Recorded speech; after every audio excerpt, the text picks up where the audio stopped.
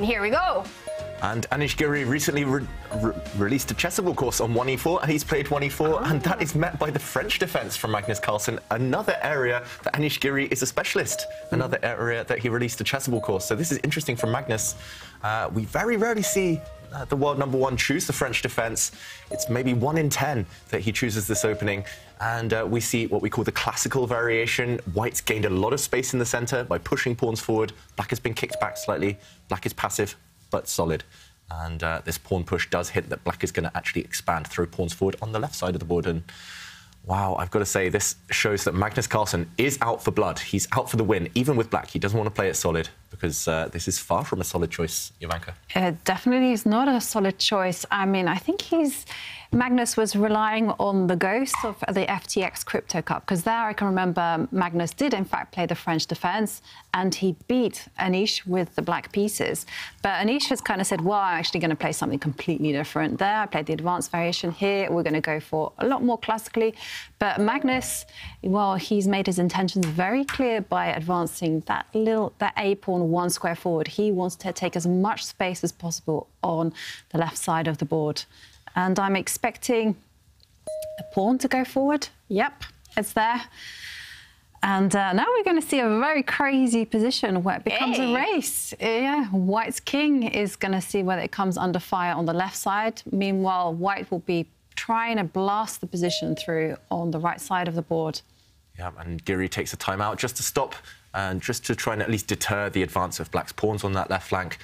You notice how Giri just looked away for a few seconds and then he looked back at the screen and made a move. That's because he's just recalling maybe what he suggested in that chessable course or what he's studied before. And we also saw Magnus just a few moments ago staring straight down at the camera at the computer screen because he's also trying to remember what he's prepared. I don't think either of the two players will have studied this morning. If anyone, it would have been Magnus, but there's no chance that Giri predicted this opening. And this queen move, I've got to admit, I'm not the biggest French defence expert in the world, but I've never seen this queen move before. It must be quite rare. Usually Black's queen parks itself on a safer square. The queen here has some ideas. I mean, it's pinning White's pawn on the A file. It's maybe looking down at the White king along the diagonal, but Black's queen is a bit vulnerable as well on this square. So this feels like it will cause Giri to stop. It will be a small surprise. Ivanka, do you know if there are any games or any Grandmaster games in this position? Many Grandmaster games here, actually. And it's, I was just checking the computer assessment, actually top choice of the computer to come out with the queen like that. I mean, some very strange moves have been played. The most popular one is actually pawn takes pawn. But I have to highlight one weird and wonderful move that has been tried out before. And that is actually White lifting the rook 1 square forward to the AT square.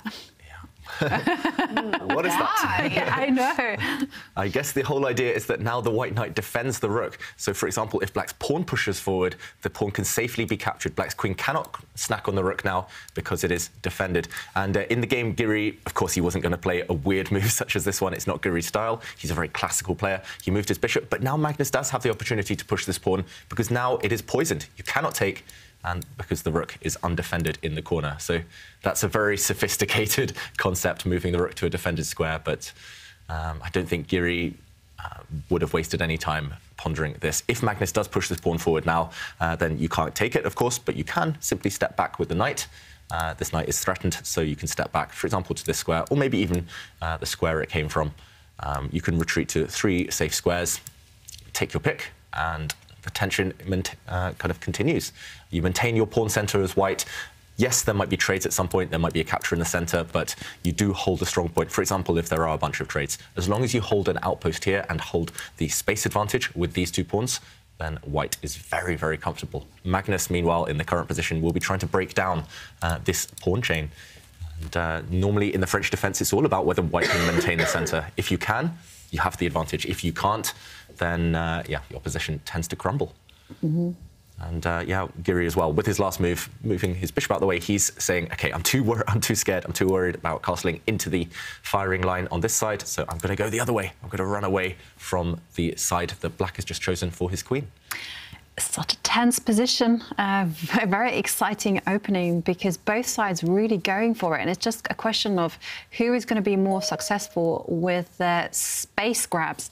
And here we have the knight, just as David predicted, the knight will retreat, it has. And isn't that pawn very far up the board now?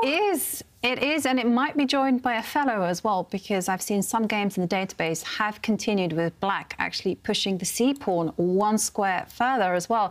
You know, black is really adopting the maximalist approach, saying, I don't care what you do on the right, but the left side, that's mine. Yeah, and normally we talk about pawn chains.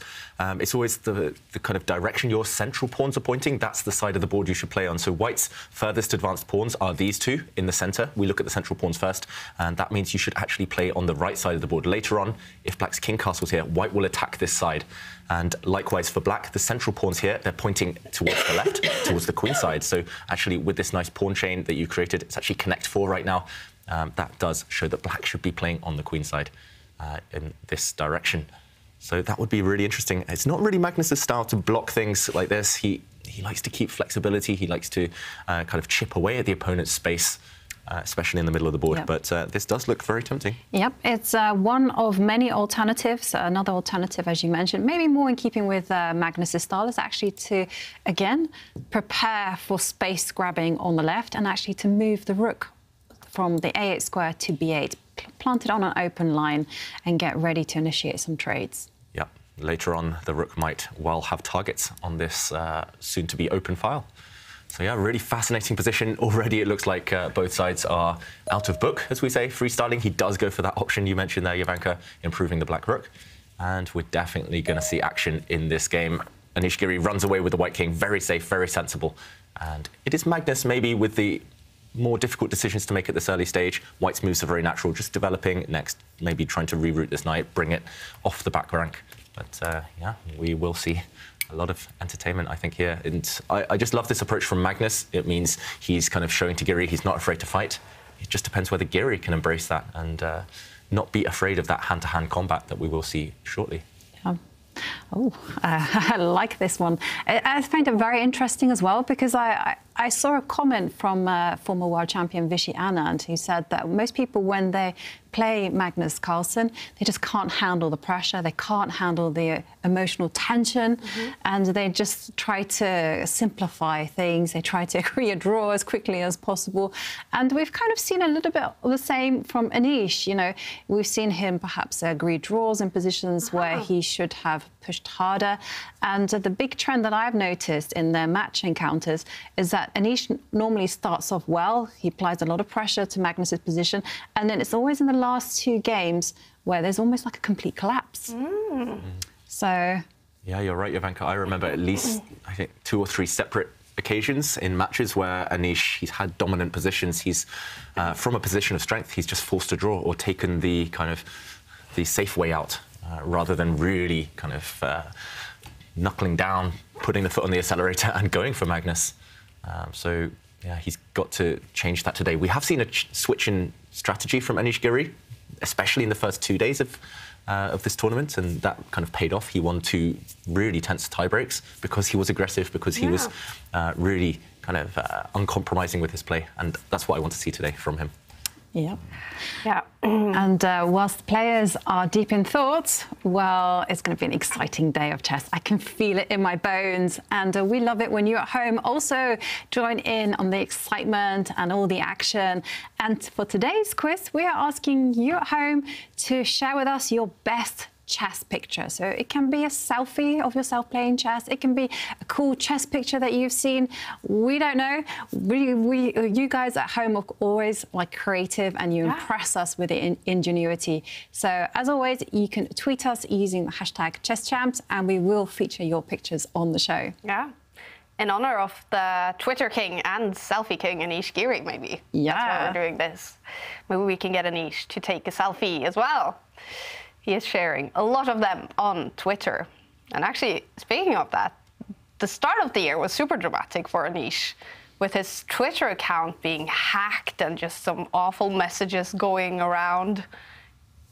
The story kind of just ended Do we know anything more about that? Was because he did file the police report to try to find out who did it. Yeah, it's still a mystery. It's one of the great unsolved mysteries of the chess world. And yeah, I mean, for both of these two, it's been a dramatic, emotional year. It really has. The turmoil that caused with Anish Giri, I know he was quite down for a while. It distracted from his chess. His results dipped a bit after that whole incident.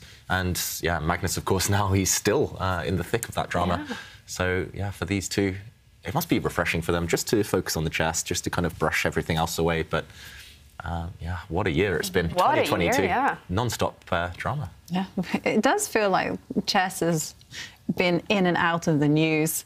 And I have to say, a lot of it is Magnus, actually, because, of course, he made the news when he decided he didn't want to play the World Championship anymore. You know, he was going to abdicate, and that, of course, made the news. And then, of course, the cheating scandal has also rocked the headlines, and it's really kind of caught the imagination of the mainstream press. Yeah. I mean, David was just telling me that it even made the Have I Got News For You segment, which is a very popular quiz show in the UK. And I think it was also on Trevor Noah. You know, the whole world has kind of chimed in on it and had an opinion.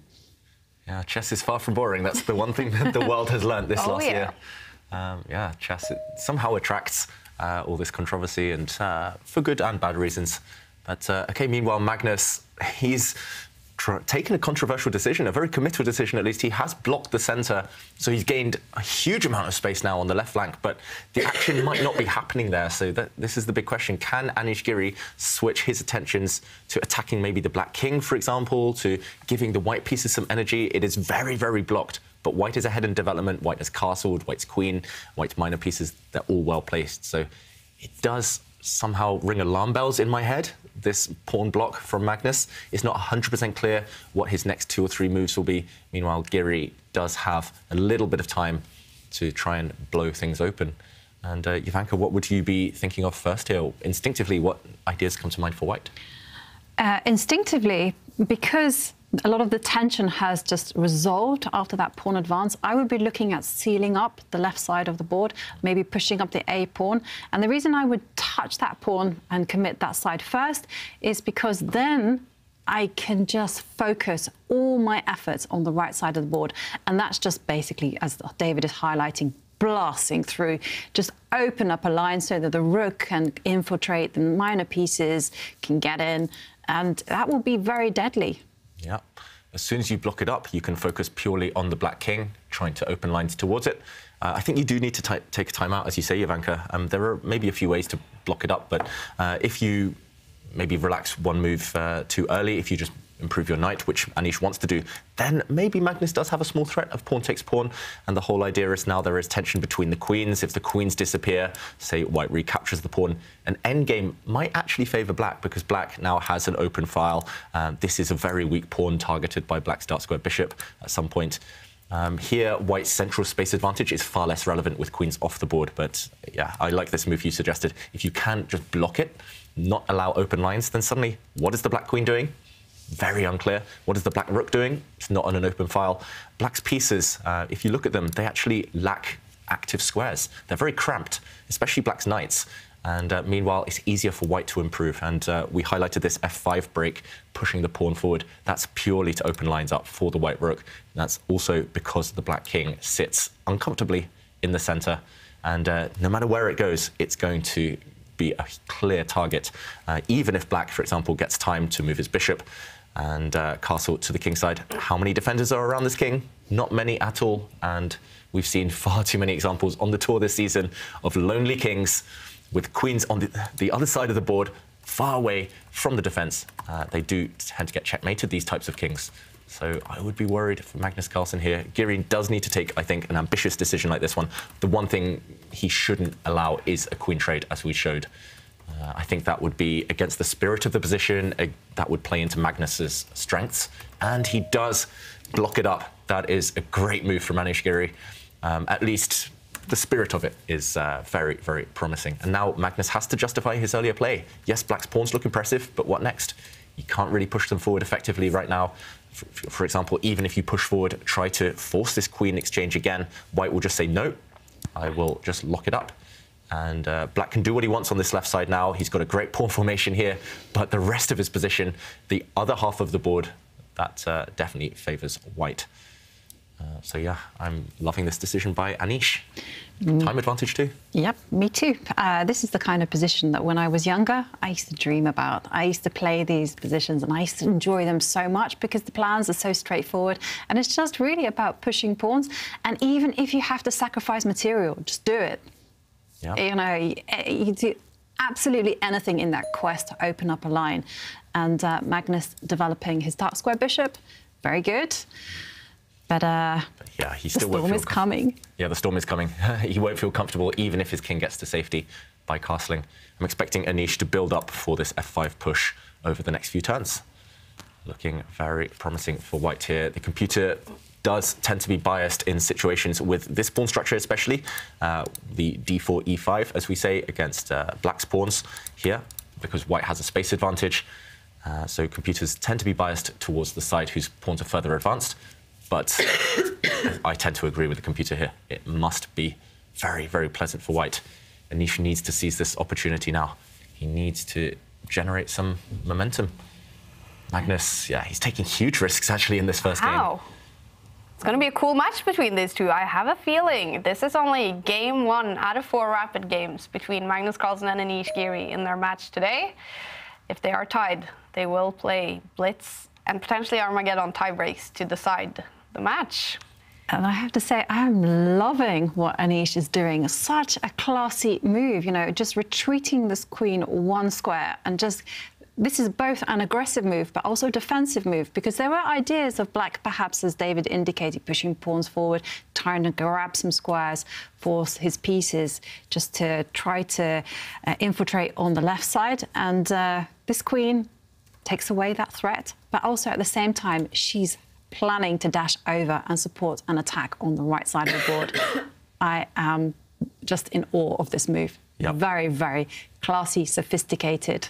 Can't praise it enough. Yeah, multi-purpose chess, that's what we love to see, and we'll see exactly what we just showed, actually. Magnus gaining all the space now on that left flank, but Anish, he's going to dodge this queen trade, the tension between the queens. He's going to block it up, surely. I think he has to, otherwise things might start to turn. If Anish does not block up that diagonal, just by pushing a pawn forward, I would literally fall off my chair. I mean, I don't know what he's thinking. He could also move the white queen. He could also bring the white queen to the right and start attacking, but... No need for that kind of mess. Just block it up. Simple chess. And I see it a lot on Twitter. Actually, your Lisa Werther learning point has kind of become very popular. I see everyone saying, keep it simple. Yeah, I think that's just the key to chess mastery. And there we go, he keeps it simple. You don't have to fall off your chair, Ivanka. We have the moves on the board, but before we talk about this pawn push by Anish, we're going to go to San Francisco. That's where the action is happening today with 2 matches, 4 players playing these 2 matches in San Francisco. So much action today, Tanya. How are you guys doing in San Francisco? Oh, we're loving it. As you mentioned, all the matches that are happening inside, they're playing each other, so that's always fun to watch. And one of the cool things about this tournament, Kaya, is the involvement of the local community here. Having such an event, every day we've got these special guests coming in, telling us about the local chess scene. And today, we've got one such guest with us. He's a chess player himself. He's also a streamer, a very popular streamer. I've got with me international master David Proust. David, welcome to our show. Hi, Tanya. Thank you for having me. David, it's so nice to see the kind of involvement of the chess community here in San Francisco. What does it mean to have the finals of the tour here in your city? I hadn't thought of that. It's a good question. I think that for a lot of the people I know in San Francisco, they were talking about it as it was coming up, and they were pretty excited that it was going to be here. So I think it's really cool just to imagine that Magnus is in your hometown, or maybe not your hometown, but your town you're living in now. Absolutely, and we've also got Wesley playing here, who's quite a bit of a local hero after his win in the Global Chess Championship. Yeah, Wesley is coming into this event extremely hot, incredible performance in the Global Championships. And yeah, I mean, the first time I met Wesley was here. He was visiting the Bay Area. So I think he's got a lot of fans in California as well. Yeah, we love it when they come here and they're rooting for him. Now, David, you're also a streamer. And one of the big moments during the tour was what happened in Miami with Hans. And then following that, in the Julius Baer Generations Cup, when Magnus refused to play against him. Now, this has been a big discussion in the streaming community. And I want to ask you, what has been the view with your audience, and what do you make of it?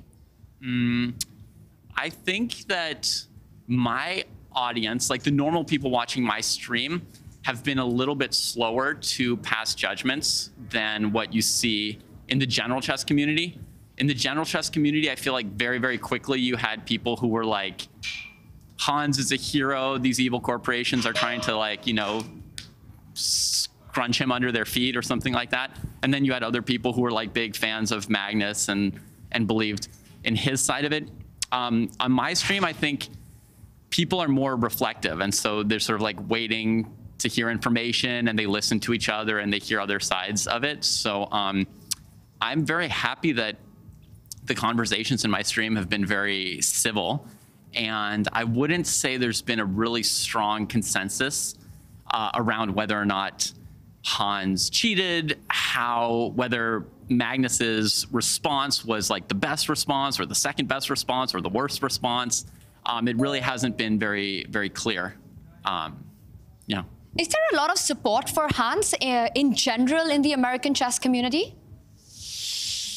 That's hard to say because most of it's now on the internet and you don't necessarily know where people are from. You know, as you know, I've got a couple kids at home, so I don't get to hang out at chess clubs as much. I hang out on the internet, and you don't know if people are from America or not when they are cheering for Hans. But yeah, it seems he has some support. It's a little surprising to me, but yeah. All right, and what about here? Who are you rooting for in this one? I root for a lot of people. I love most chess players, so I kind of root for everybody. But I probably would like to see Magnus win again. Yeah. You know, initially in this series of events, I thought like, maybe these tournaments aren't that exciting because Magnus is always going to win. But it's been shaken up a little bit, and we've had some other people winning. You know, young Krzysztof Duda has, you know, beaten him in the semifinals, I think, at the last event, and definitely, you know, provided a real challenge, and, you know, Prague's taken games off of him and so forth. So I think it's become a lot more exciting, if harder to predict. I couldn't agree more with that. Jan Krzysztof Duda leads with Magnus Carlsen. We've got moves on the board. Back to you guys in the studio. Thank you.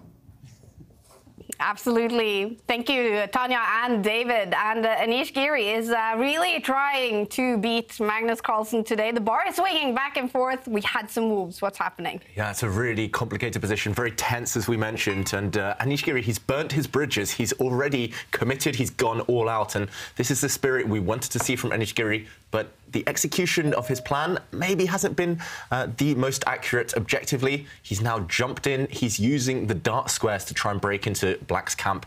And here we see a trade of bishops. Magnus happily allowing that.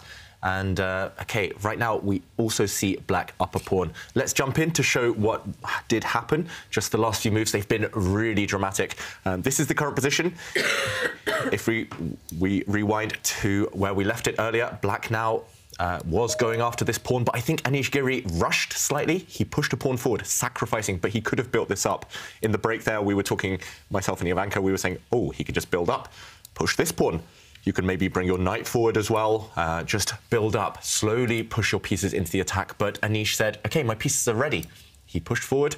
Are they ready, though, with pieces on the back rank? Magnus just called his bluff, captured, and we saw White's queen come out, attacking a pawn. The pawn moved, and this is how we reached the current position.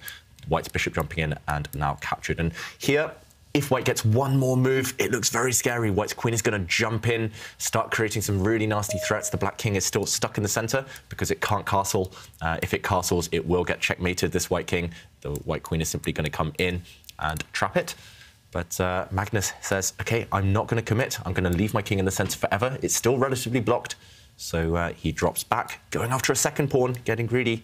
White's knight trying to create some threats. And the big question here, Jovanka, is can Magnus survive if he just continues to call Giri's bluff and takes a pawn? It does look a bit scary. It looks like the white queen might jump in. And does Magnus have an answer to this? The evaluation bar says yes, black is doing very, very well. But from a human point of view, it is a bit nerve-wracking with the king in the middle. Yeah, definitely. My instinct actually wouldn't be to capture that pawn. My instinct would be to huddle into a ball and just try to overprotect every single point that I have. And you can see Magnus there sliding his rook one square over to the right. Reacts. So the bar said, you know, clearly saying, hey, you should have just been greedy. But as David's highlighted, the whole idea is just simply to trade off queens. Yeah, so now this does take the sting out of White's most natural idea, bringing the queen in, because the queen exchange is almost obligatory here. White's queen would have to retreat to a very odd square if it wants to dodge this exchange. And remember, a queen exchange will favour black because black has won a pawn. Giri has made a sacrifice. And also long-term, these pawns don't look great now, but long-term in the endgame, they are very close to promotion squares already.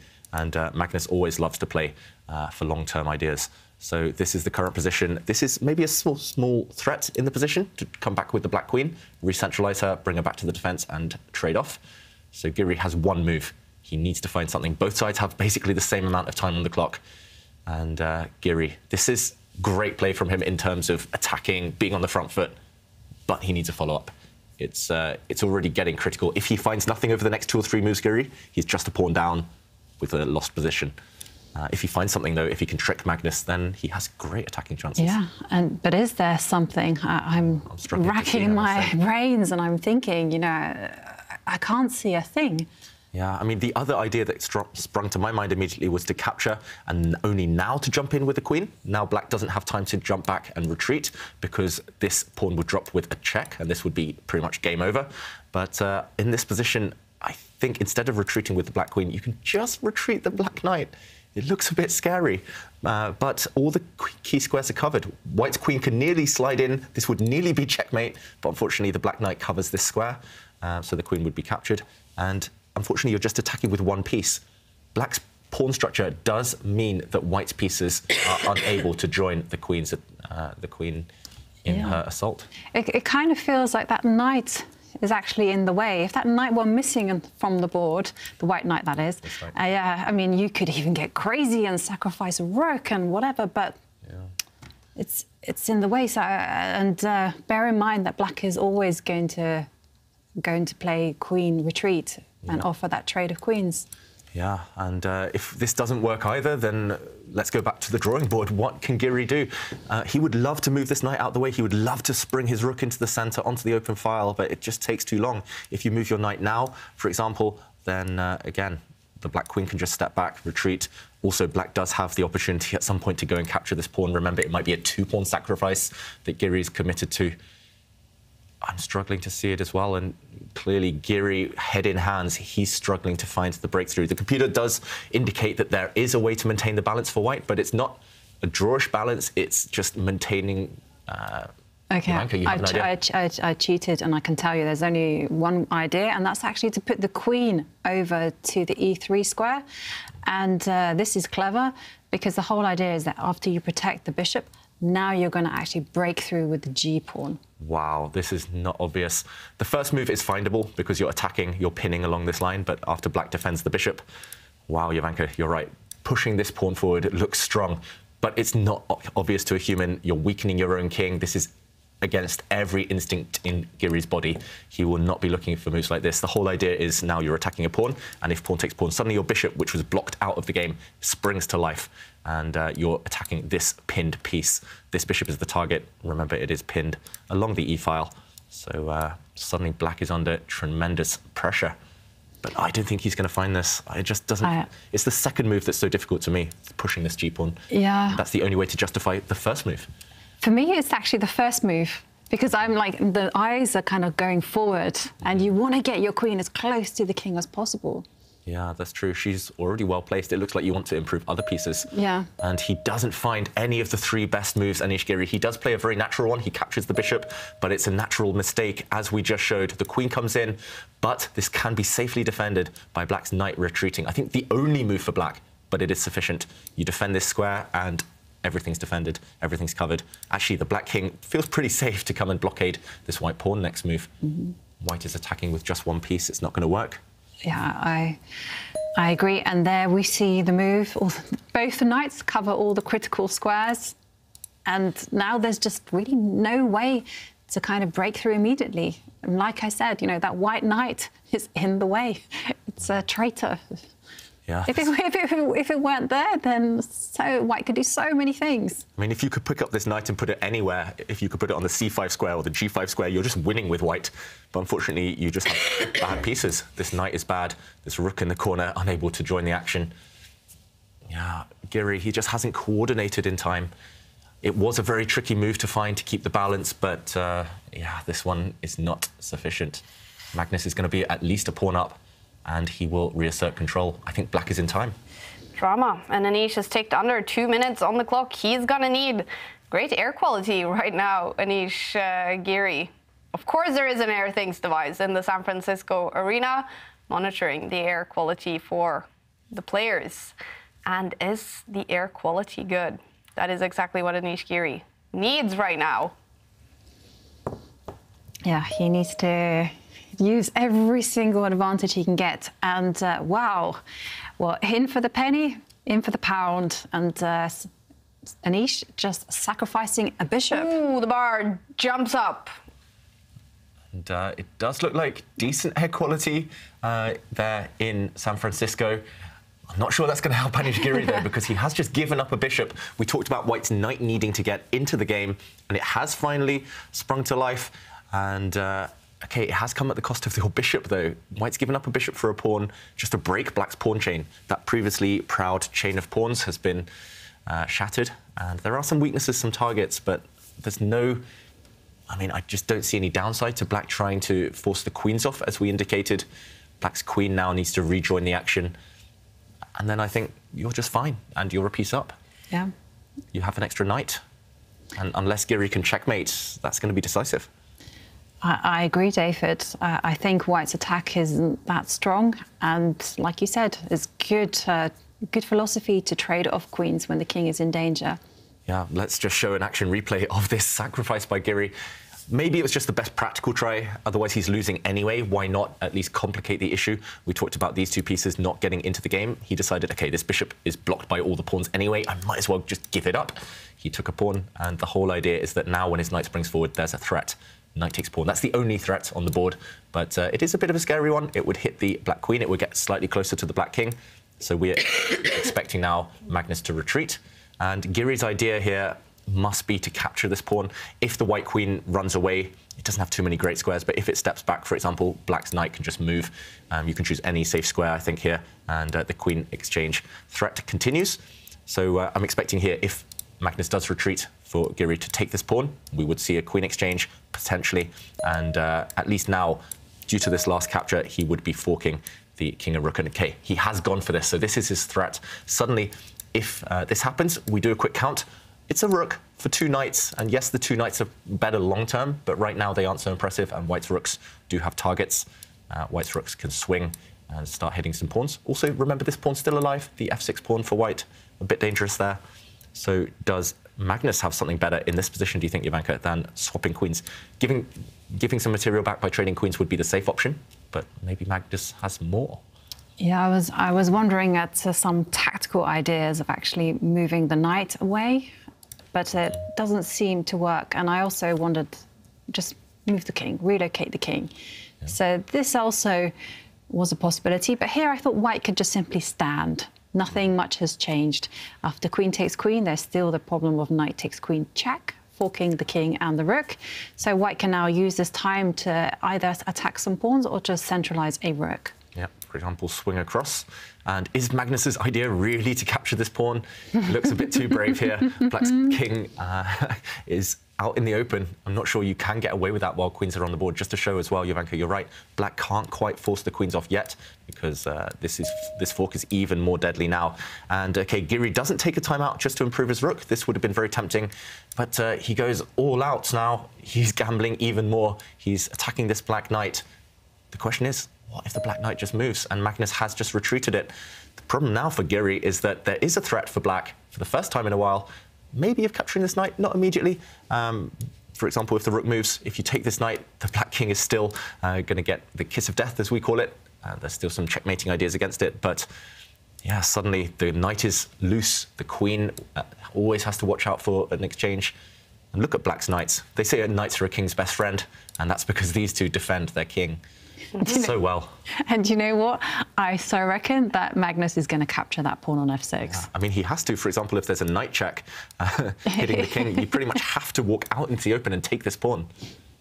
But you're safe because the queens are about to come off. Exactly. But I also think even if a rook swings over, that pawn will just find itself gone. And then suddenly Anish will have to deal with the fact that his queen's under attack and also his knight's under attack. And both things are going to be very difficult to avoid. Yeah, I mean, it's just a crazy position. This is what we wanted to see from this match. But it's not going in Giri's favour. 20 seconds now on the clock. And he's a piece down on the board. He needs something. He needs at least one trick. He needs to surprise Magnus somehow, catch him off guard, set a trap for him. But yeah. 10 seconds. 10 seconds. And black is also threatening to give a check with the queen. 4. You need to make a move. He needs to make a move. 1 second. Did he make a move? Happened? Okay, he captures a pawn. How much time did he have? I don't think he lost on time, otherwise we would have seen a reaction. He might have made that move with 1 or 2 seconds left on the clock. I think just a small delay. We'll see that in a moment, the clock catch up. He takes a pawn, though, and this doesn't help at all. Definitely Black's not. knights are ready. They can just capture this pawn back. I think you need to capture this pawn. Black's king shouldn't move now. Giri looks away. What has happened here? I mean, it says 0 on the clock for him. Probably it's not updated, but what is happening here? He's in huge trouble. He's in massive trouble, not just on that clock, but also on the board. And Magnus is just choosing which knight to capture this pawn back with. And I think, I mean, you could choose either knight here, to be honest. And, OK, Magnus, he's using his time well, but Giri, what has happened to his clock? We want to know. They get 10 seconds increment after every move, so probably he hasn't lost on time because he's still sitting there. So he should have at least 10 seconds on the clock. At least. To make his next move. He might have 11 seconds left. Usually players, they move when they have 1 second and it's just in time. They're very good at timing it, playing it on the edge, but yeah, we want to see, we want to know. Well, one thing that does happen when you lose on time, you don't really get an option. This little box comes up, goes, oh, sorry, you lost. And that's it, game restarted. So we do know that Anish did make that move with some seconds to spare. Maybe it's possible to zoom in on the screen so we can actually, OK, now we have the clocks. 5 seconds for Anish. Yeah, he needs to move. The Black Knight did recapture a pawn. White gives a check, but Black's king is safe enough for now. This is one check, but the king is driven actually back where it wants to go, driven back to safety. And Anish, he's kept the queens on the board. That is step 1. You're a piece down. You can't allow that exchange. Problem is, you're not getting anywhere. Black's king is well defended, well fortified. There are some tricks in the air. That's the only thing Anish Giri can hope for now. He's got to hope at some point he can maybe give up a rook, explode open this line towards the black king. I just don't think it's going to work. And Magnus is going to do something we call castling by hand. He wasn't able to castle. He had to move his king before that was legal, but now he's going to shuffle his king into the corner and he's going to run away. Yeah, and if the king runs away, then that's it. It's going to be game over. So now is a time to do something just spectacular, just be desperate. Rook takes pawn, and he moves his rook to the D line. But if I were if I were Magnus, I would just move my king away. And there you go. King is now safe as houses. And Anish is trying. We have to give him credit. He is desperately trying to open up lines. Yeah, to be fair to Anish, if we weren't privy to the evaluation bar, if we couldn't see the evaluation bar saying black is completely winning, then the nerves would still be jangling. I mean, Magnus here, he won't be 100% sure that he's out of the woods, that he's out of danger yet. He'll know that he's got some control, Magnus. He knows he has an extra piece, of course. but Anish is still creating threats, so Magnus needs to be on his toes.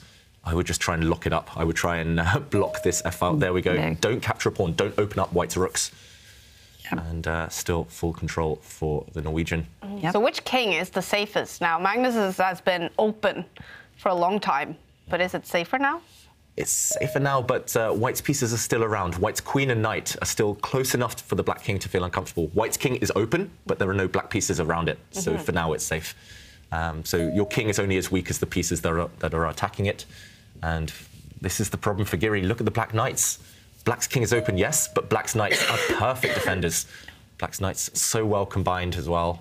OK, Giri attacking one of them, but they can defend each other, perhaps. Definitely. And another problem is that, of course, Magnus has an extra piece, and he's using that extra piece. Sometimes in some positions, you see that extra piece is just sleeping somewhere. But here, very much part of the fray.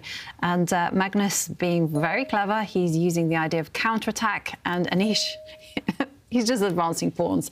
He's just flapping around, trying to find something. But now Magnus is going after the white king. Finally, the counterattack begins. Look at the black queen. A diagonal has opened up.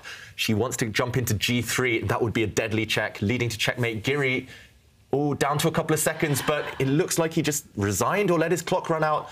Giri gives up. Magnus takes the win. And there we go. The players talking about what a dramatic game this has been.